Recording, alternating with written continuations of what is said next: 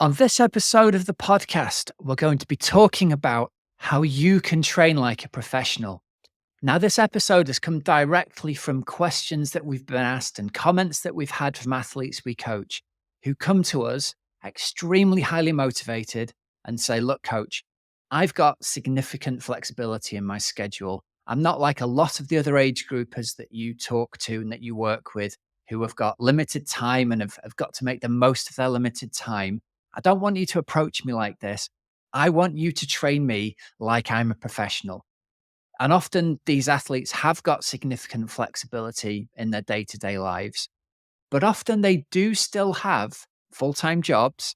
Often they do still have families, and often they have extremely high aims for what they want to achieve. And that's the first thing that I look at when an athlete says to me, "I want you to train me like I'm a professional." The way that I look at this is this person is willing to do whatever it takes to get the best performance out of themselves. Because ultimately, that's what every professional who's successful is really out there trying to do. And in this way, I can say to an athlete, absolutely, we can train you like a professional as long as we agree, as we set out here, on what training like a professional means. And here is where the challenge comes in a little bit is that what an athlete says and what they mean when they say to me, "I want you to train me like a professional," is very often not what the reality is of how to train like a professional. So it gave me the idea for this episode of the show. There are tons of things that we can learn from professionals. They're applicable to all of us, no matter how seriously or not we take our triathlon, and we can all learn from it. So over the past decade or so of doing the podcast, we've had the opportunity to speak to hundreds of the best professional athletes, the best age group athletes, the best triathlon coaches, the best swim, bike, run, strength conditioning, massage, yoga experts in the world to build up a body of knowledge to help people. And there's an awful lot of threads that I've been able to draw over the years from this knowledge of the things that will help people. But often it's not the things that you think are going to be the things that help you that actually get you help. So, for example, a lot of the times when I've talked to professionals, it became very obvious in the early days. I used to ask professionals, tell me some of the sessions that you do, thinking that there might be some kind of secret session that an athlete does that is the reason they're fitter than anybody else. And it became obvious to me that not only is that not the case, but in lots and lots of situations, especially in those where the athlete themselves didn't have a coach, they didn't know what it was they were doing that was getting them to be really fit and really strong. And often, honestly, I think it's the fact that these athletes, it's a case of form fits function. They end up very fast because they're born with fantastic genetics. And in a lot of cases, they were performing well in events despite the training they were doing rather than because of it. In lots of other situations where professional athletes were coached by athletes, they didn't really know or understand why their coach was giving them sessions. They would report on what it was they were doing. But then when I spoke to their actual coaches, it became clear that the coach often had a very different reason for giving the athlete that session to what they actually, or what the athlete thought the session was there for. And often the individual session was part of a bigger block of things that made up a bigger picture, if you like, along the way. So what became interesting to me was to draw out the underlying threads from what these athletes said. Look at what the habits were. Look at the things that they did on a day by day basis that weren't necessarily how fast, how hard, how long they trained, what the sessions were that they did, but the habits that they did that we can learn from. And this is where I think that anybody can apply these lessons and go ahead and train like a professional. So, lesson number one that came out of this was the intensity of a session that a professional athlete is going to train at. Now, let's be clear right from the off. If a normal age grouper tries to train at the same speed, power, or pace as a professional athlete, they're very probably going to be training, or almost certainly going to be training far too hard for their own physiology. And that's not what's going to get them fit. But the lesson we can take from the intensity that a professional athlete trains at is in almost all circumstances, excuse me, the athlete knows exactly how hard they should be running, biking, or swimming.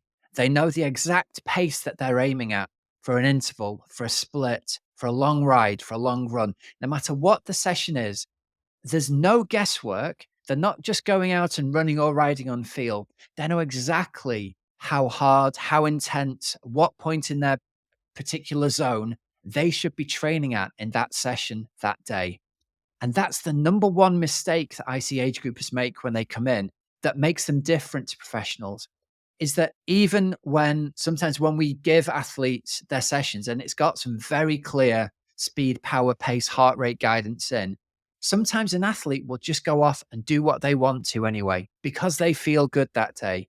And I'll get comments in their feedback box that says, "Sorry, coach, I hope you forgive me for this one. I just felt great, so I pushed the pace." And the honest answer there is, look, no, I don't forgive you. You could have done this session better. Pushing on hard when you feel good one day isn't better than sticking to the zones that you've got. It's quite the opposite. You've made that session less effective than it could have been. And so, the number one lesson I want you to take from this is know the intensity of the session that you're trying to train at.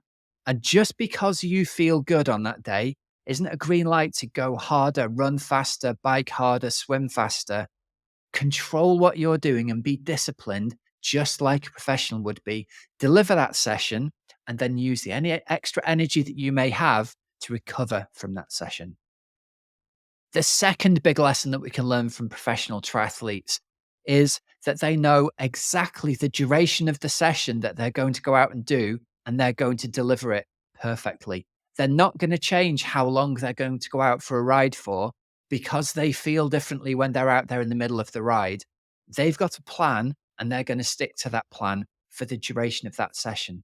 Now, I'm not saying that no athlete changes their plan based on how they feel in a day for the rest of the week. I think it's very appropriate in the right circumstances for an athlete to talk to the coach and say, look, either I felt great on this session or I felt terrible on this session. We need to adjust the rest of the week based on this. But we absolutely don't change the session that we're doing right now based on what we're doing right now. So if your plan has got a 3-hour bike ride on it, go out and deliver a 3-hour bike ride. And it's okay if you're a few minutes short or long because of the route that you're on. We're not going to get caught up in the tiny details of this. But because you feel good and you decide to go and ride for 5 hours instead of 3 hours, that's not the right reason to go out and do that extended ride. And it's not so much of an issue on the ride, but the particular bugbear I have with this is on the run. If you've got a long run schedule, your coach will have set out a progression of long runs, and there's a very limited window of how much longer than your previous longest long run is safe to extend it to. Just because you feel good, say you had a 75-minute run scheduled that day, go and deliver that 75-minute run. And if you feel good at the end of it, that's great. Put a tick in the box, deliver the run at the right duration and the right pace, finish there and pat yourself on the back for a job well done. It is not the thing to do to go out and extend that long run to 90 minutes, 1 hour 45, 2 hours, just because you feel good on that day and you feel like you should be pushing yourself more now. If your coach wanted you to run longer that day, the coach would have set you a session longer that day on that day. So that's the second thing we can learn from professional triathletes. They are going to deliver that session duration exactly as is written in the plan. And then afterwards, if they need to readjust longer or shorter, they'll do that then, but never during the session itself.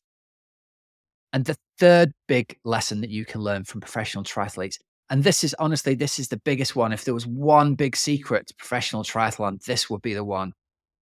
It's the recovery from sessions and how seriously a professional triathlete takes recovery that is the number one thing that an age grouper can learn from them.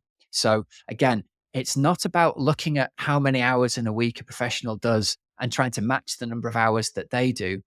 I would advise you to look at the way a professional triathlete recovers and recover from what's an appropriate volume of training for you in the same way that a professional recovers. So let's talk about some of the things a professional is going to be doing. The first thing is, I guarantee that pro is sleeping more than you every night. I guarantee that if they get the chance, they're going to be having an afternoon nap every day. Now, I recognize most age groupers with a full-time job don't have the luxury to have an afternoon nap, but The number one performance enhancer that you can take that's legal is an extra hour of sleep. It's the extra recovery that you'll get. So if you're listening to this and thinking, "Oh, that's not really any kind of tip, is it? I was hoping for something about different kind of tire compounds." Honestly, if you can get yourself to bed an hour earlier or even half an hour earlier, if you can stay off your phone just before bed and read a book, if you can get that extra 30 to 60 minutes of sleep in a night, you will notice a material difference in the way you perform in your sessions. I 100% guarantee it. And this is a thread that has run through every single professional athlete, high achieving age grouper, and professional triathlon coach we've spoken to. It's the importance of sleep in recovery. So if you can do one thing, it's get yourself to bed earlier, stay off the phone just before you go to bed. The next thing they're going to look at in terms of their recovery is their nutrition. It's not the nutrition that they're having within the sessions in terms of, grams of carbohydrate and things like that. It's their day-to-day nutrition and the food that they eat every day. And honestly, this is an area where almost everybody can do better almost every day. So, what do we mean by good nutrition? Well, what we mean is eating as many whole food sources as is possible, as many fruits and vegetables, lean proteins, as much unprocessed food as possible, and avoiding as many of the processed foods and avoiding alcohol as often as possible. And to circle around on the nutrition thing, if there's one nutrition tip we can take from pro triathletes, it's simply this: don't drink alcohol. And that's not to be a buzzkill. That's to say, if you're serious about your performance, the number one thing you can cut out of your diet is to reduce the number of days a week that you drink, ideally to 0 days a week. Now, we recognize people are going to want to live a real life here, but if you're someone who's having a couple of drinks every day, just by cutting out one of those days every other day, you will make a massive difference to the way your body recovers. And if anyone tracks HRV and has experimented with cutting out alcohol, you will immediately see the difference that not drinking the night before has on your heart rate variability. And that in itself shows the balance of stress that your nervous system is under. And it basically is a number showing you how well you've recovered. So cutting out alcohol is the number one thing you can do to improve your nutrition. And after that, just go for the easy wins. Cut out the food that's in packets, cut out the crisps, cut out the things that have got a packet on that have got dozens and dozens of different ingredients listed, and try and make yourself a whole food salad every day for lunch with, I don't know, 10 different kinds of vegetables in. You'll find that that makes a really big difference to how you feel and how you perform on a day to day basis in your sessions. And guess what? For the people who are looking for a quick hack to get leaner and look a little bit slimmer, eating real food is the number one way to do that. And it's a form fits function thing. It's not about trying to limit calories at that point. It's simply your body will change depending on what you feed it. And those whole foods, fruits, veggies, lean proteins are the number one way to do that. The next thing they're going to be doing, pro triathletes, in terms of recovery from the sessions, is they're going to be getting body work done as often as possible. What do I mean by body work? Well, I'm talking about massage. I'm talking about seeing a physiotherapist. I'm talking about getting any soreness or niggles treated as often as possible. And again, it's obviously beyond the budget of an awful lot of age groupers to go and see a physiotherapist every week or go and have a sports massage every week. But if I could give you one takeaway here, if something happens, if you get soreness, if you pull up with a calf pull in the middle of a run, the first thing you should be doing is going to see a sports physiotherapist who understands triathletes, swimmers, bikers, runners, who treats people like you, so you can get some feedback, so you can get some treatment, and so you can get a rehab plan on that niggle before it becomes something more serious. So don't try and train through it. Don't think resting it for a day or two and then trying to run on it again is the way to go. As soon as you get back from that workout, book in a session to see the massage therapist or the physio and get that seen to before it becomes an issue. And the last part of recovery that pro triathletes are fantastic at is stress reduction. It's reducing the amount of things that they do, the amount of commitments that they've got on a day to day basis outside of training, eating, sleeping, and recovering from their training.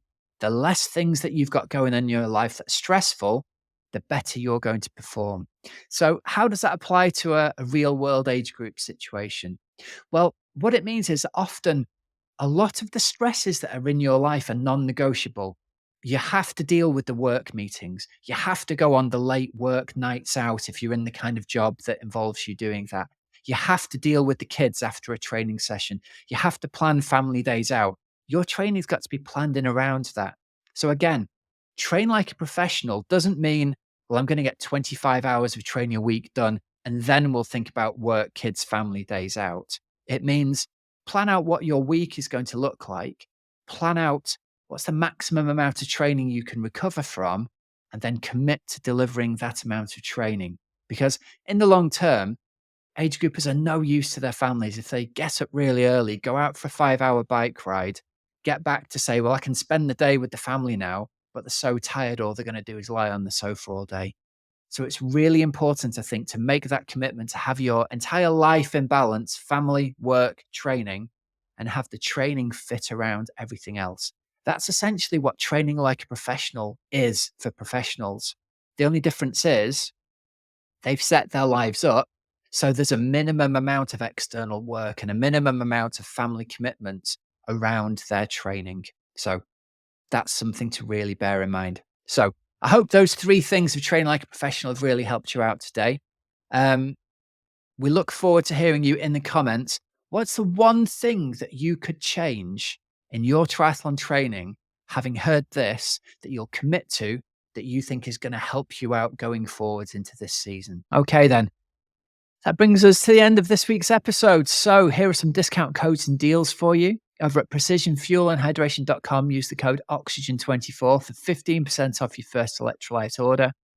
And over at teamoxygenaddict.com, I think we've got the most comprehensive triathlon coaching program for busy age groupers. If you've enjoyed what you've heard today and the advice has helped you out, well, great stuff. I hope that's helped put some of your fears at rest. And I know from some of the calls we've had, it's helping raise the right questions in the minds of people as to whether their current coaching relationship is working for them. If you're looking for a change or if you're looking for high quality proven coaching for Ironman or 70.3 triathlon this year, you can just check out the details of our coaching packages on our website at teamoxygenaddict.com. And then if you're interested, there's a link in the show notes below. You can join our waiting list and you'll be notified if a slot becomes available. And at that point, you'll have a chance to book a call with us and see if you'd be a good fit for joining the team. So although we don't have slots available at the moment, we'll make those call appointments available to people as and when we do have athletes who end their coaching packages during the season, if and when that happens. So remember, there's links in the show notes, so you don't have to remember them. Till next week, have a great, safe training and racing week. I'm Coach Rob Wilby, and you've been listening to the Oxygen Addict podcast. See ya.